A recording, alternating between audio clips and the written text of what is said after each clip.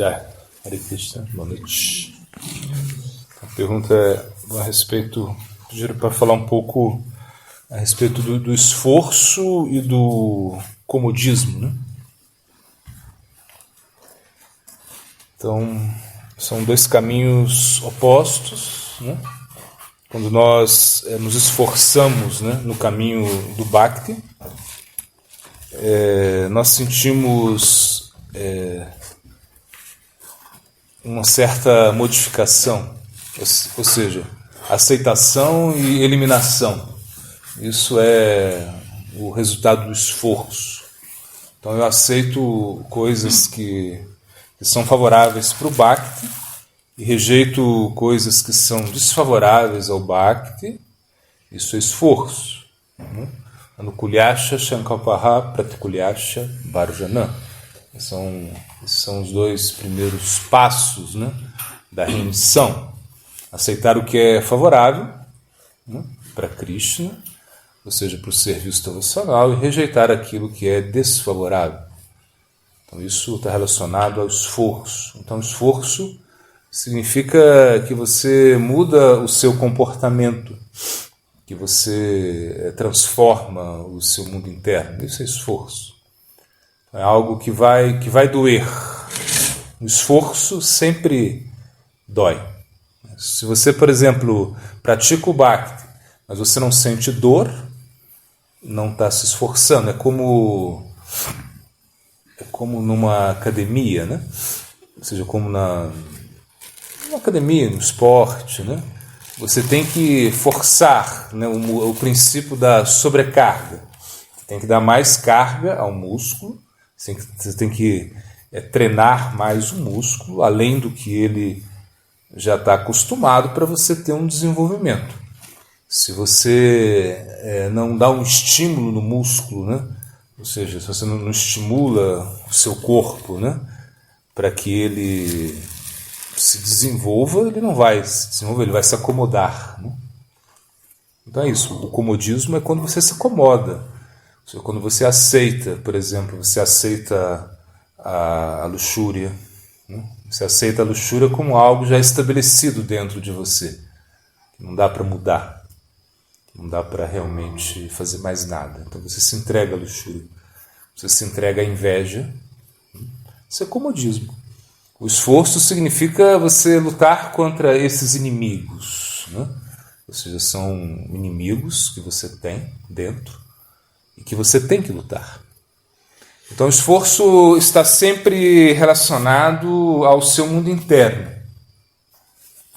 Ou seja, que o esforço externo que você faz, sim, ele vai também fazer uma transformação no seu mundo interno, né? Mas o mais importante é que você realmente entenda o que você tem que modificar. Então isso é o esforço. Então você nunca desistir, né? Nunca desistir de ser humilde, por exemplo. Porque nós desistimos da humildade rapidamente, né? Só quando chegamos, aí nós chegamos assim, de certa maneira, uma certa humildade, porque não sabemos nada, não conhecemos nada, mas depois dos anos, então você já pensa que sabe tudo, você pensa que conhece tudo. E você esquece a humildade, você se acomoda. Então, se você se acomoda nesse caminho, você nunca vai alcançar a perfeição. Por isso o Prabhupada Bhaktisiddhanta, ele dizia, você tem que estar disposto a derramar galões de sangue. Esse é o esforço seu. Ou seja, para quê? Para que você possa mudar a sua perspectiva interna, para que você possa pensar de uma maneira diferente. Isso é o Bhakti. O caminho do Bhakti, ele requer uma transformação. Aparentemente, ele é bem fácil de se praticar no Bhakti, porque não precisa de tantas austeridades como o Guiana, o caminho do Guiana, nem tantas práticas assim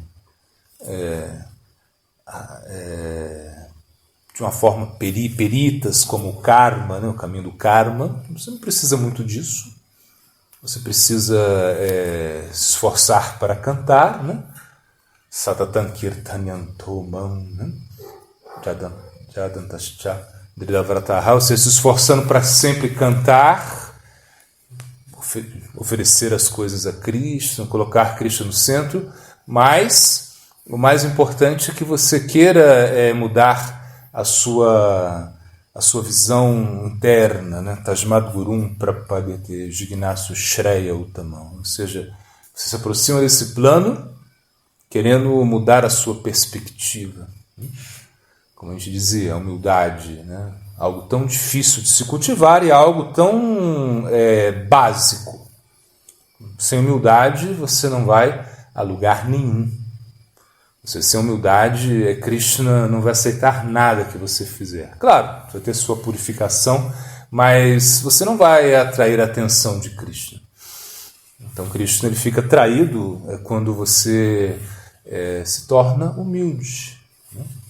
Humildade significa que você não tem nenhum desejo pessoal, que você não tem um desejo de desfrute, que você realmente aceita ficar atrás. Né? Isso é humildade. Como, por exemplo, Rupa Goswami. Rupa Goswami, um grande, né? Imagina, ele era um grande erudito, uma pessoa assim, muito capacitada. Né? Ele escreveu, né? Muitos livros da nossa filosofia, os livros principais que nós seguimos, mas em um momento, Rupa Goswami, quando ele está em Jagannatha Puri, Chaitanya Mahaprabhu chama Rupa Goswami, mas ele estava atrás, né? Ele tenta botar Rupa Goswami na frente e fala, vem cá, fala a respeito dos versos que você está compondo, mas ele não queria, né? Ele ficava atrás, assim como com muita... Ramananda Roy perguntava, não queria saber, nem indagava. Rupa Goswami como, né, sempre atrás. Então isso é humildade. Humildade é quando você tem poder, quando você tem conhecimento, quando você tem força, mas você realmente não utiliza isso. Ou seja, você utiliza somente quando você é solicitado em um serviço específico. Então, humildade é algo que está relacionado muito ao esforço. Se esforçar muito para ser humilde. Se esforçar muito para tolerar. Imagina, a tolerância é uma virtude para nós indispensável. Ou seja, nós temos que tolerar o meio ambiente, nós temos que tolerar a nossa mente, nós temos que tolerar os nossos desejos. Isso é uma vida de tolerância. O Bhakti é isso, tolerar tudo isso, né? Tolerar todas essas exigências. Então, se esforçar para isso. E o esforço está relacionado a isso, quando você realmente agarra essas questões principais, né? E você tenta melhorar nisso. Né? Claro, através da prática também. A prática é essencial, sem a prática você não vai conseguir. Mas entendendo o ponto principal. Se você tem essa oportunidade agora, né, de ser humilde, oportunidade de ser tolerante, você tem que realmente se esforçar para isso, não se acomodar, né? Porque a tendência é essa, é se acomodar. Ou seja, como eu digo, se você tem muitos anos de prática, se você é um grande, né? Ou seja, se você está fazendo muitas coisas assim elevadas na consciência de Krishna, você tem a sua posição na consciência de Krishna, você vai achar que não precisa mais ser humilde, que não precisa mais ser tolerante. Mas, na realidade, você deve ser humilde e tolerante em todo momento. Né? Imagina, quando Ishvara Puri ele se aproxima de Chaitanya Mahaprabhu, Ishvara Puri se tornou...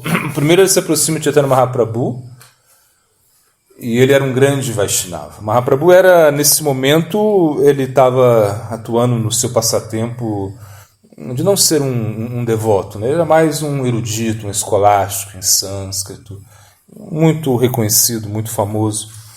E quando Ishvarapuri escreveu um livro, e ele pede para que Chaitanya Mahaprabhu, né, possa corrigir, né? Ele falou, você é tão erudito, né? Então corrija o meu livro, vê se tem algum defeito no meu livro. E Mahaprabhu ele disse, não, tudo que um devoto escreve é perfeito. Você é um devoto, então tudo que você escreveu é perfeito, né? Então esse é o nosso esforço, ou seja, sentir que tudo que um Vaishnava faz é perfeito, ainda que possa ter algum erro, né? Mas o Vaishnava, ele é perfeito. Então a nossa humildade está relacionada a isso. Ou seja, nós temos que nos esforçar para ser humilde com os Vaishnavas. Ou seja, ser tolerantes com os Vaishnavas. Essa é a humildade, a tolerância que nós devemos ter. Ou seja, se esforçar para isso, né? Quando nós nos acomodamos, né, nós perdemos o critério. Ou seja, nós perdemos o senso de discriminação. Então nós não mais respeitamos, né, os Vaishnavas, não mais respeitamos, né, todo o esforço que os Vaishnavas fazem. Então por isso, entre o esforço e o comodismo, né, sempre vai haver uma luta, né? Ou seja, como uma batalha entre o bem e o mal, podemos dizer assim. Então você tem a oportunidade de se esforçar. E qual é o caminho do esforço? É você se esforçar para ser o menor, para ser o mais baixo, para ser o mais humilde. Por isso a nossa filosofia ela está centrada nesse verso famoso, né? Trinhapi sunichena taruapi sahishuna amanina manadena kirtanya sadhari. Seja mais humilde do que a grama. Mais humilde do que a grama. Então se diz que a grama, de certa maneira, ela ainda ela tem uma resistência, né? Porque quando você pisa... A grama é o mais baixo, né? Mas de certa maneira ela tem uma resistência, por quê? Porque quando você pisa na grama, ela tem uma tendência a se levantar, né? Então o verso está dizendo que você tem que ser mais humilde do que a grama. Então algumas pessoas olham esse verso e dizem, não, isso é impossível. Gaudiya Vaishnavismo não é para mim. Como eu vou ser mais humilde do que a grama? Mas esse é o nosso esforço. O nosso esforço é para realmente se tornar o mais humilde. Ou seja, que nós não queremos ser, né, o centro, né, das atenções. Esse é o ponto. O Vaishnava, ele está sempre buscando o anonimato, né? Ou seja, é essa ideia, que na realidade as atividades do Vaishnava, ele se esforça muito no seu mundo interno, né? E ainda que ele possa ser um grande devoto, ainda que ele possa ser um grande Vaishnava, internamente ele não se considera assim. Então essa é a verdadeira humildade. Quando você realmente sente que você não tem posição, você não tem você não tem direito, né, a nada. Isso é o Bhakti. O Bhakti é você não pede nada. Esse é o poder do Bhakti, ou seja, é a diferença do Bhakti. Porque no Jnana, ou seja, nesse caminho da renúncia, né, você não quer participar do mundo material, né? Você não quer mais entrar nesse mundo reacionário, você se afasta, você vai para um local e você medita e você não quer contato com nada mais. Esse é o caminho do Jnana, tapasya, esse caminho assim, da austeridade seca. No caminho de Bhukti, no caminho do desfrute, você quer tudo para você, tudo. Você realiza as ações e você espera o resultado dessas ações. Que essas ações possam gerar um fruto, que você possa se elevar, que você possa ter energia para desfrutar mais. Esse é o caminho do karma. Mas no caminho do Bhakti, você não rejeita nada que vem, você aceita tudo. Se você pode utilizar isso para Krishna, Yukta Vairagya, ou seja, uma verdadeira renúncia verdadeira. E ao mesmo tempo você não exige nada para você. Você não tem direito a reclamar nada.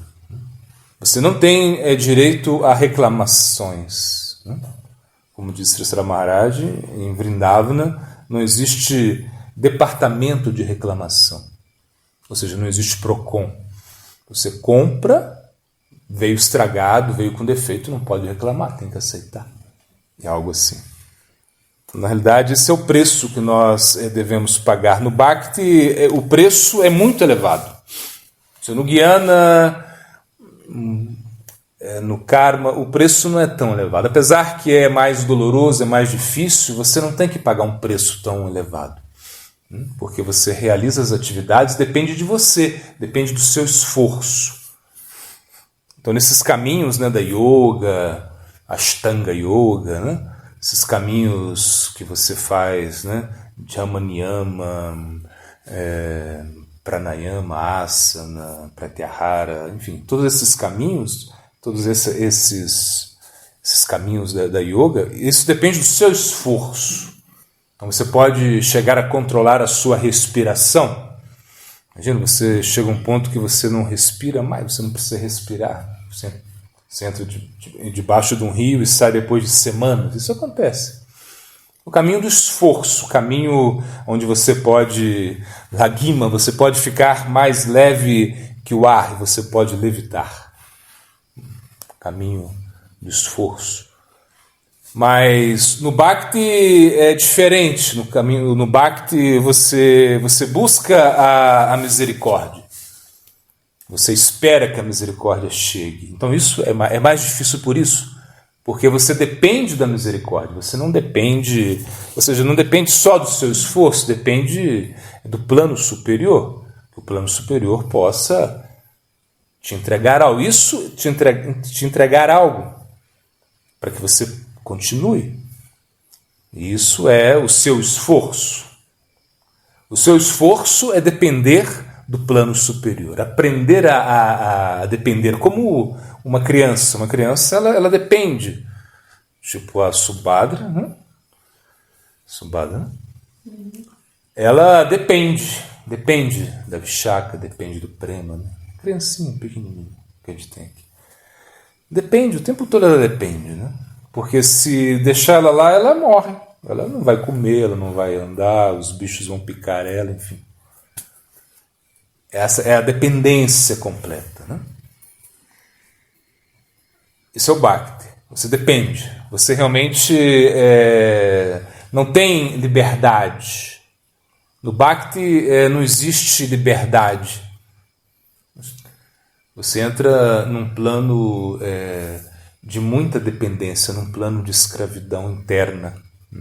Não é algo externo, que você vai ser escravizado externamente, tolhido. Inclusive não, porque o Bhakti, você pode praticar o Bhakti mesmo com muitos desejos.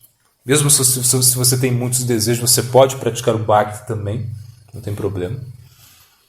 Se você tem um coração impuro, está cheio de pensamentos negativos, não tem problema, você pode praticar o Bhakti. Mas você tem um sentimento de entregar tudo a Krishna, de entregar a sua vida a Krishna, de realmente seja feita a vossa vontade. Ou seja, como nesse exemplo de Jesus Cristo, ele estava ali já na beira de ser prestes a ser crucificado, e ele ora, seja feita a vossa vontade. É mais ou menos isso. Ou seja, que nós temos que entregar a nossa vida. O Bhakti é isso, esse é o esforço. O comodismo é o contrário. O comodismo é você não querer entregar nada. Esse é o caminho do comodismo. Você não querer entregar, você desenvolver um egoísmo. Você não querer o o caminho do sacrifício. Isso é o comodismo. Você não querer se modificar internamente, você não querer controlar os seus sentidos para Krishna, você não querer cantar, você não querer se esforçar para cantar mais. Imagina, quanto tempo você se dedica ao canto do Santo Nome? Tem pessoas que se dedicam 15 minutos, né? Tem pessoas que se dedicam meia hora, 1 hora, outros se dedicam 4 horas, enfim. Qual o tempo que você se dedica a servir a Krishna, servir ao centro, né? Não servir aos seus desejos egoístas, é você servir a Krishna. Qual o tempo da sua vida que você se dedica a isso? Qual o tempo que você está entregando a Krishna? E mesmo como chefe de família, ou seja, mesmo na vida de casado, você pratica o Bhakti, mas você tem que entender que isso é o quê? É uma oportunidade para você se purificar dos seus desejos de uma maneira regulada e que aos poucos você vai se entregar cada vez mais. Então, na realidade, o esforço ele está relacionado sempre à entrega. O comodismo está relacionado à inércia, você não fazer nada, você esperar, você não tomar iniciativa. Isso é o comodismo. Você não usar a sua inteligência. Então, você tem inteligência. Você tem inteligência. Você tem que utilizar essa inteligência na consciência de Krishna. Então nós vemos muitas pessoas que são muito inteligentes. Uma vez a gente conheceu uma moça que ela era da NASA, né? Assim, ela trabalhava na NASA. Assim, imagina. E física, não sei, bom, tinha pós-PhD, essa coisa toda. Mas a gente via que ela não usava a inteligência na consciência de Krishna. Ou seja, não estudava o Bhagavad Gita, não estudava o Bhagavatam, não sabia nenhum verso. Ou seja, não tinha o interesse em usar a inteligência dela na consciência de Krishna. Mas a inteligência material que ela tinha era muito elevada, né? Então nós temos que usar a nossa inteligência, usar tudo que nós temos na consciência de Krishna. E assim nós vamos escapar do comodismo, né? O comodismo significa você controlar o seu sono, ou seja, você pensa, será que realmente preciso dormir tanto assim, né? Preciso comer tanto assim, preciso me gratificar dos sentidos tanto assim. Ou seja, é como você colocar medidas nisso, né? E sempre praticando. Quanto mais eu posso cantar, quanto mais vou me esforçar para cantar o Santo Nome de maneira mais concentrada, né? Ou seja, sentar e cantar e não falar nada, não pensar nada, só escutar e sentir a sua respiração. Porque quando você canta, você tem que sentir a sua respiração. Você tem que sentir que você não respira. Você tem que sentir que você sente algo, né, lá no diafragma, não sei. Que você sente uma pressão ali porque você já não respira. Porque quando você canta, quando você respira para dentro. Você... praticamente você engole a sua respiração para cantar mais. Aí você vai cantar de uma maneira mais concentrada. Então você não vai pensar nada, você vai fluir no canto do Santo Nome. A sua coluna tem que estar ereta quando você... Isso é o esforço, manter a sua coluna ereta, porque é um processo yógico. O canto do Santo Nome é algo yógico, é algo para yogis, não é você vai... Claro, não existe regras nem regulações para cantar o Santo Nome, correto? Você pode cantar de qualquer jeito que você queira cantar, mas se você quer cantar uma boa japa, se você quer se esforçar para uma boa japa, para uma boa meditação no canto da japa, tem que estar com a coluna ereta, você não pode se mexer. Quando você estica a perna, balança o corpo, já atrapalhou. Imagina, é algo assim. Esse é o esforço que você tem que ter, né? Quando você adora a deidade, você tem que entender, né? Eu estou realmente... Eu não tenho uma posição na Ranvipro, né? Ou seja, eu não sou um Brahmana. Eu não sou nada, eu não tenho nenhuma posição. Não tenho uma posição estabelecida. Na realidade, eu estou servindo Krishna, entregando tudo a Krishna. Krishna é o meu Senhor. Gopi Bhartu, Padakamalayo, Dasana Dasaha. Sou servo desse Senhor das Gopis. Então, na realidade, é tudo o que você faz. Quando você cozinha se esforçando para quê? Para não bogatear, né? Para não pensar que isso é para você, que você precisa desse alimento, dessa prachada. Não, você não precisa disso. Você precisa oferecer isso a Krishna. Na realidade, quando você cozinha, você se esforça para entregar tudo a Krishna. Isso é seu esforço. A pessoa comodista, ela entra e já está pensando no que vai comer, que está com fome, como vai ser, ela pensa, o comodista, ele pensa sempre nele, só nele, na gratificação dele. Ele é uma pessoa, o comodista é uma pessoa egoísta, ou seja, ele é uma pessoa acomodada, uma pessoa mais pessimista, no sentido que ele não busca o esforço, ele não se esforça para escutar o Harikatha, ele não se esforça para estudar, ele não se esforça para colocar a sua inteligência a serviço de Cristo, não se esforça isso. Ele está sempre acomodado. Ele acha que isso é assim mesmo, que não tem jeito, né? É como aquele cara que ele não quer mudar, ele acha que não tem jeito, não quer se esforçar. Esse é o comodista. É uma pessoa no caminho do comodismo não vê solução, né, para os grandes problemas. Já uma pessoa que se esforça, ele vai pensar sempre em resolver os grandes problemas que existem, né? Que são problemas incríveis assim, de serem resolvidos, né? Que é o problema da morte, o problema da velhice. São grandes problemas, né?